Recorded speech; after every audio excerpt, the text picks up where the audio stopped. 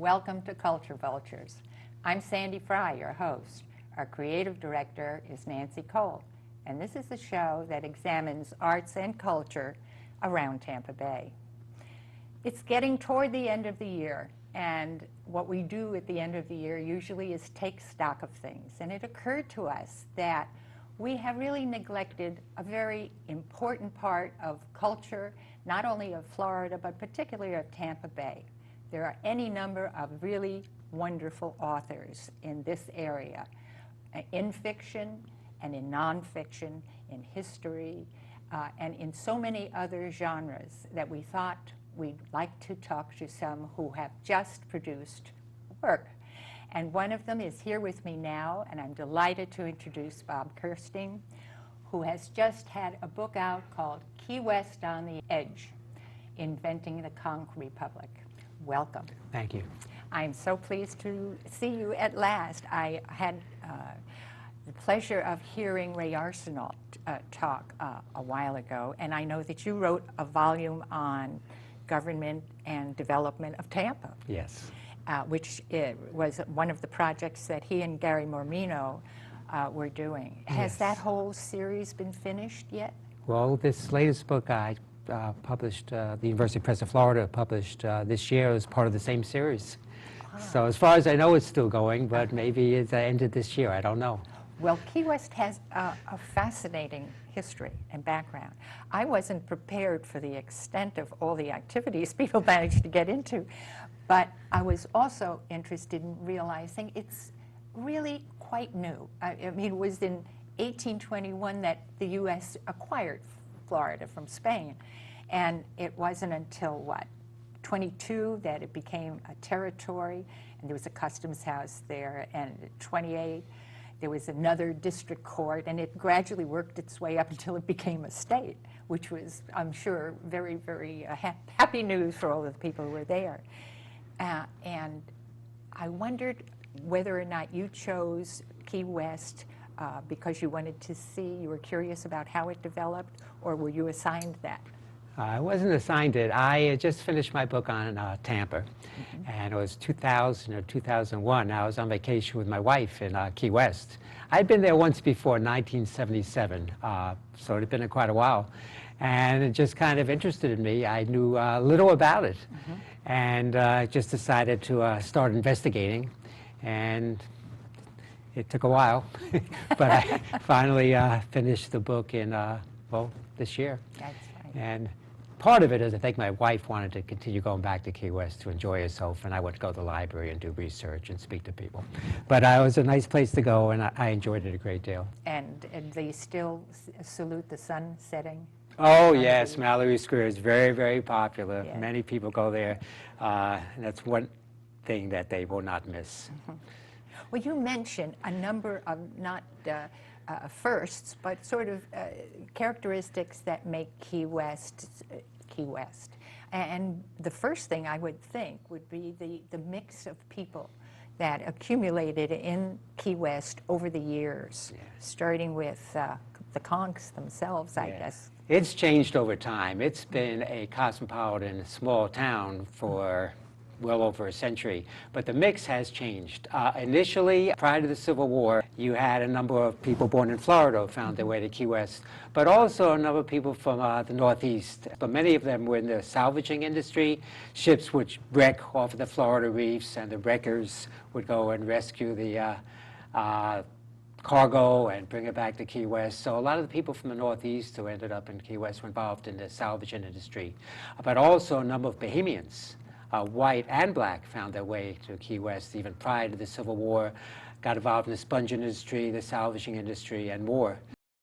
So it was quite cosmopolitan early on. And you also had, by the 1850 census, you recorded immigrants from Cuba, Canary Islands, and mainland Spain, and many other places. Right. After the Civil War, it still was quite cosmopolitan. You had those Bahamian populations and New Englanders and so on. Beyond that, many, many Cubans came to Key West because the cigar industry became dominant after the Civil War. It was major industry in Key West before it was in Tampa. I know. As a matter of fact, I was surprised to see that there was a factory. Seidenberg, I think, owned that factory. It really preceded my understanding of the tobacco industry. And I realized then the factory-made tobacco products were not as prized as the hand-rolled products. And so they had hand-rolled as well. They did. But Tampa came around and promised them a lot. Ybor was in Cuba, then Key West, and then Tampa. But many other cigar manufacturers were in Key West as well. So many Cuban immigrants came in 1885. They actually surpassed the Bahamians in terms of the most numerous foreign-born population. And then in terms of Key West being cosmopolitan, that continued over time. Many people came with the Navy at different points, especially World War II. And many Navy people stayed in Key West or moved back after they're retired from the Navy. And then the gay population discovered Key West in the 60s, more so in the 70s, became very, very important as well. It was about 1887, I think, that Ybor City was fully fledged and at work. And that sort of corresponded to the War of Independence that Cuba was waging against Spain at that point, or had it already concluded? They had the unsuccessful 10 years war for independence, 1868 to 1878. 78. And many Cubans came to Key West during that period.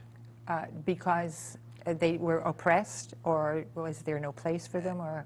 Ybor, and I don't cover this in my book, but I remember reading elsewhere that I think Ybor had sympathy for those seeking independence, and I think he was concerned that he'd be arrested. But to be honest, that's not something I really focused on, so I'm not sure of all the details. But certainly many in the cigar industry came from Cuba. Then workers came because of job opportunities. Well, that would make sense because Martí came to solicit funds for the revolution. Many times. Many times in Ybor City.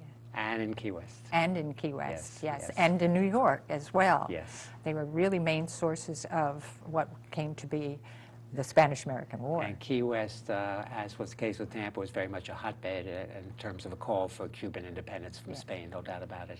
Yeah, and I would imagine that if you had the owner of the city, the man who brought everyone here, would have to be somewhat sympathetic.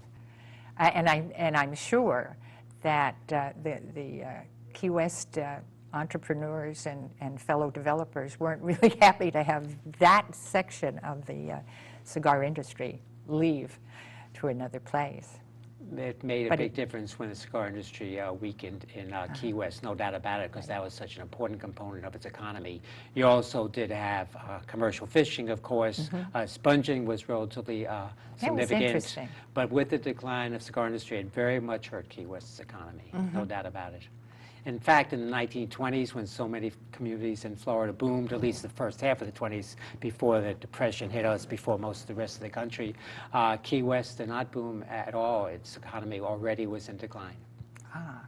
There was a lot of talk in the 20s about trying to promote tourism in Key West, and they had some success. Casa Marina opened, for example, New Year's Eve 1920, which was the Flagler Hotel. But in general, the economy during the 20s was quite weak. Its population actually declined. Right. At one time, too, it was the largest city in Florida. Not for long, but... No, you're exactly right. There were a couple of the censuses, the latter part of the 1880s, that found Key West #1 city in Florida. Yeah. Now, when did the construction of Fort Tyler and Fort Jefferson begin? Fort Zachary Taylor and Fort Jefferson, the construction began before the Civil War, and they concluded around the period of the Civil War. I can't remember the exact dates. But it was done before the Civil War. The initial construction began before the Civil War. And this is when was a goodly contingent of slaves were also brought in for the construction. That's right. Some Key Westers apparently purchased slaves and leased them to the Army for the city construction itself? No, citizens. Citizen, okay. Yeah, and leased them to the military for Yeah. construction of Fort Taylor. Was that a common practice? I don't know. It's the first I had heard about it, but again, I'm not a Civil War historian. I do not know. In fact, that was uncovered, to the best of my knowledge, for the first time in a publication just a few years ago. Really? I hadn't read that before, but apparently it certainly was the case. Well, it was very bad news for the slaves, because there was hundreds of people who died during the construction of Flagler, for example, railway. Although they may not have been working on that, it just is a kind of an indication of how construction was a sort of a precarious undertaking. Well, construction of the Flagler Railroad was very, very precarious, and Yeah. many died. In terms of slaves, one thing that's relevant to Key West is U.S. military captured some slave ships, illegally taking slaves to Cuba from Africa, and they were brought to Key West before they were shipped back to Africa, and almost 300 of these slaves died in Key West. What happened when the Navy began to build? The Navy was Key very West? important early on in Key West. You had an anti-pirate squadron. Really? Yes, yes, and their goal was commanded by Porter, was to rid the Caribbean area of pirates, and they were relatively successful. And this was early on in 1820s in Key West. So early on, the Navy was quite important. And then it kind of ebbed periods of when it wasn't significant, then it became more significant. But World War II is when the Navy really became extremely important in Key West. It became, by 1941, the mainstay of Key West's economy. There's no doubt about it. And even today, there's a number of, there's two military installations, one right in Key West, one outside. But until 1974, it was extremely significant. In 1974, the Truman Annex Navy facility was closed. And that also was significant to Key West in terms of giving the economy quite a hit. And in fact, with the closing of that Navy base in 74, there was a renewed interest in Key West as far as promoting tourism. Right. Well, if Harry Truman liked it, He had that his was little good White news. House. He loved Key West. He came as often as he could. That's very interesting. Did any other presidents have that kind of feeling for like a little getaway, a little hideaway, or not? At Key West, you mean? Yeah. No, he was the one that came back repeatedly. Kennedy was there for a period, and others arrived in Key West for short periods. But no, it was Truman that had his little White House, and he just loved it. And he got a lot of attention. The newspapers, needless to say, and most think that helped promote tourism in Key West, because people saw that Truman liked it so much. There'd be pictures of him fishing and so on and so forth. So apparently that did make a difference. And Key West tourism boosters did their best to make sure that people knew that President Truman loved the place. Well, of course, Ernest Hemingway loved the place too. Hemingway was very, very interesting. He was in Paris during most of the 1920s, as everyone knows. He had he met his second wife in Paris, and they were on a steamer, or at least on a ship, from France to Cuba, and then to Key West. And they were going to be in Key West just for a very tiny period of time. They were supposed to pick up a car. But what happened is the car was late in coming. And Hemingway quickly decided that he loved Key West. And so he sent Pauline up by rail, and he stayed in Key West for a period of time, and then ultimately I think he picked up the car and drove away. But he had friends come down to visit him. He got to meet many Key Westers. He loved fishing, needless to say, and he would write letters about how he loved Key West. And ultimately, he and Pauline purchased a house on Whitehead Street, and he lived in Key West. It was his primary home. He traveled a lot, of course, during most of the 1930s. Then he met Martha Gellhorn, who became his third wife, and they moved to Cuba. Right. That was the subject of a series of HBO I programs. saw those. They were I liked them, yeah. They spoke in the language of the period. Very dramatic. And Tennessee Williams. Yeah, Key West is amazing as far as how many authors it's attracted over the years. You mentioned Hemingway. John Dos Passos didn't live in Key West. He spent a heck of a lot of time there. Some people think that Hemingway became aware of Key West due to Dos Passos. That might or might not be true. But Tennessee Williams, as you say, visited a few times. He purchased a house in 1950, and he had his house on until he died in the early 1980s. Again, he traveled a lot, but he spent a great deal of time in Key West. Friends came to visit him. He was very, very important. Elizabeth Bishop, a very well-known and accomplished poet. Some people even refer to her as the top U.S. American poet of the 20th century. I have no idea if that's a consensus or not, but obviously very well respected. Lived in Key West for a period of time. Prior to Elizabeth Bishop moving there, Wallace Stevens spent a lot of time in Key West. He did not live there, but again, a very accomplished poet. It's just amazing how many artists to some extent, but especially authors, have been attracted to Key West. And more recently, 70s and 80s, again, a large number of Pulitzer Prize winning authors have chosen to live in Key West at least part of the year. And how about WPA? During the Depression, I know many artists were saved, literally saved, by being employed by WPA. And did some come down to Key West? For a period of time in the mid-1930s, the city government of Key West basically abdicated its authority initially to the state, but then to an agency of the federal government called the Federal Emergency Relief Administration. Yeah. And a person named Julius Stone was sent to Key West to administer the island. And he became the dominant decision maker rather than the local city officials. And it was his idea to try to reinvent Key West as a tourist destination. Now, again, they had made efforts along these lines in the 20s with some very limited success. He had more success. And one thing that he did, to answer your question, is to bring artists employed by the federal government to Key West to paint pictures of the beach and of different other aspects of the town. And they would have these paintings, and they put them on postcards, and they advertised Key West elsewhere in Florida, the Northeast, and throughout the country. And they were quite successful in drawing a large number of tourists to Key West during the season 1934, December, and early 1935. And it was in part the publicity generated by the paintings employed by the federal government. They got a lot of attention. Then what happened is the artists stayed on, but there was a terrible hurricane, Labor Day 1935, that didn't hit Key West directly, but it hit the Keys, and that's what destroyed the railroad. So tourism during the 35-36 season declined compared to the prior season, but still Key West is on its way to become a major tourist destination. Well, it's interesting, after trying out various industries, quote unquote, from turtles to sponges to wreckers to, but then to construction, it turned out that tourism would be the one thing they repeatedly went back to. And when did it seem to take, finally? Yeah, well, as I said, for a while in the 30s, but then with World War II, it became much more of a Navy town. Beginning in 1949, you still had the Navy, but now shrimping also became a very important part of the economy. You had many, many, many shrimp boats, hundreds of shrimp boats on the Key West Bight.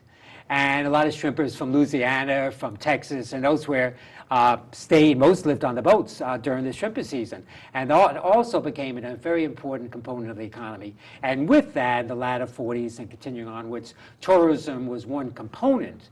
But again, it didn't become the major component until latter 1970s. We shouldn't ignore the drug trade. Most people believe after Truman annexed, the major Navy base closed in '74, for at least the next several years, what kept the economy going to some extent was the drug trade. It was very flagrant, and for many, it was quite lucrative. We hadn't said, by the way, that in the earlier days, Bolita was a favorite game. Bolita was very, very important, as everyone knows, in Tampa. It was very, very significant in Key West, beginning, I don't think you can give an exact time, but probably latter 1800s, certainly, and it certainly continued to be very, very important into the 1960s at least. There were many establishments on Duval Street and near Duval Street where you could buy bolita tickets. There were gambling dens generally, but bolita was one component of what they did. There's no doubt about it. You had a wonderful story about a man who appeared before the judge, and he had purchased a number of bolita tickets, which were winning tickets, and the man who sold it to him wouldn't pay him, wouldn't pay the winning tickets off. And the judge said, you shouldn't deal with that man. He's not honest. And I thought that was marvelous. Exactly. Bolita was not a hidden industry. Everyone knew what was going on. Everyone knew who the bankers were and so on. Right. Everybody, policemen, judges, politicians, they were all quite aware of it. Oh, very much so. And for the press, they would say, no, nothing like that happens. We don't gamble here. We're a wonderful tourist town. I thought that was very interesting, too. That's another one of the similarities that Key West has with Tampa, or had with Tampa. Yes, it did. Bolita was a very, very big deal here. Well, at this point, what do you think, what is the population, let's say, of Key West at this point, generally speaking? It's about 24,000. Now, that's the official population count, more or less. Obviously, if you take a day in March and you look at how many people are on the island, then it's considerably more because of all the tourists. Right. But it's not a large community, and it's not going to Not grow in size. It's obviously a small island, roughly 2 miles by 4 miles. Now, the town officially goes into Stock Island, part of Stock Island, which is the next island east. Okay. But again, that's relatively small as well. And there is a law forbidding any construction basically over 4 stories high. So it isn't that you're going to have high-rise condos built or anything like that. So the population is not going to get much larger. But it is at this point, the tourist trade is enough to sustain. Tourist trade is the economy of Key West. Now, until the real estate bust, real estate was an important component of the economy. Housing prices were skyrocketing, and people made money off buying homes, selling them, and so on, as was happening in much of Florida. But prices were higher in Key West than elsewhere in Florida for the most part. Median housing prices in Key West were about 3 times at least the average for the state, 2004, 2005, that period of time. So real estate became very significant, and real estate speculation. But it's a tourist town more than anything else now, no doubt about it. Now, that creates problems, and as you know, most of the jobs in the tourist industry are not high paying. And so people will live there for a period of time, work in the tourist industry, and then often leave. They say go to the real world and try to, find a job with some level of upward mobility. What's happened in the tourist industry is relied quite heavily upon immigrant population. Eastern European to a large extent, also Latin America to a lesser extent. If you look at restaurants, for example, look at waiters to some extent, look at people work in the kitchen. If you look at hotels and motels, employees there as well, largely immigrant population. Any particular country, or is Well, for a period of time, Russia, Eastern European countries, I've met many from Poland.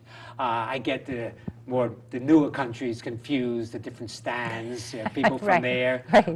Very significant part of the labor force, no doubt about it. Oh, that's very Affordable interesting. housing is a serious problem in Key West. Is it? And so some of the hotels and motels provide their workers a place to stay at reasonable rates for a period of time. But then if they lose their job for one reason or another, they have to vacate their apartments. So affordable housing is a very, very serious problem. And the city recognized this as early as the mid-1980s and tried to pass, and did pass legislation to try to get some balance between residential and tourism, and also to have some level of affordable housing. They've had some success, but really quite limited. Affordable housing is a serious problem. As the weather continues, if what I'm hearing is right, and and it begins to heat, and we're getting hurricanes like the one that just devastated Staten Island and parts of New York and parts of Jersey, I imagine that the construction requirements for the vulnerable areas of America are going to get they're expensive now. Yes. Might be very expensive. Yes. What'll that mean for Key West? Well, I have to say it's going to be very limited new construction because, as I said, you can only go up 4 stories, and there's just not much vacant land. Now, there is some redevelopment. Right now, they're building a new hotel in the Key West Bight that I can't recall exactly how big it is. But again, that's going to be very, very limited. So what you have is just a lot of demand for a scarce supply of housing. So what's happened over time is most of the purchasers are second home purchasers or third home. So they'll buy a home in Key West, their primary residence might be Tampa, might be in New York, it could be Rome, wherever it might be, Miami, and they will go to Key West during the winter months and other times as well.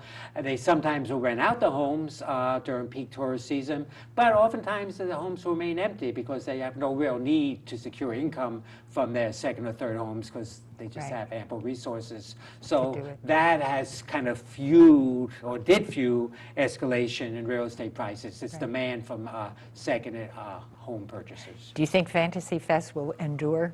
Fantasy Fest will endure. I have no doubt about that. Fantasy Fest is just a fascinating festival. We were talking before, it's not just one night, it's actually a week. That's right. The initiation of Fantasy Fest, I think, is important, understanding Key West as it evolved into a tourist area. 1979, tourism in Key West was still relatively limited. There obviously were tourists who were arriving, but again, nothing the way it is today.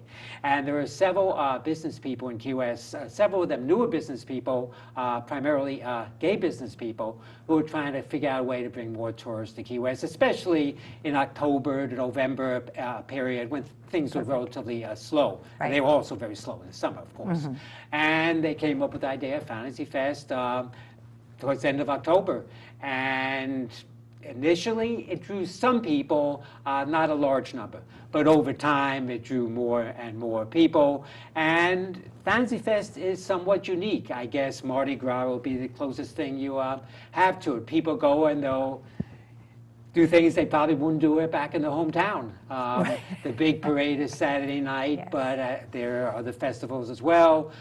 Some people, quote unquote, wear only body paint. I saw those. They're works of art. No kidding. Well, there's some artists there. That's what they specialize in, at least during Fantasy Fest. Right. You're right. Some cases it works of art. Other times, not really. But they get thousands and thousands of people. Hotels and motels are full. Prices go up dramatically, and it'll continue. There's no doubt about that. Now, locals also participate. It's not just tourists. Saturday night is the big parade, but Friday night they have a parade, and I don't even know if it has a specific name. I call it the Locals Parade. I participated one time, and it's just very, very nice. So many locals are there and just march through the streets. Some have outfits of one type or another, costumes, but many I've been there, and I must say, along. And I think Key West will endure.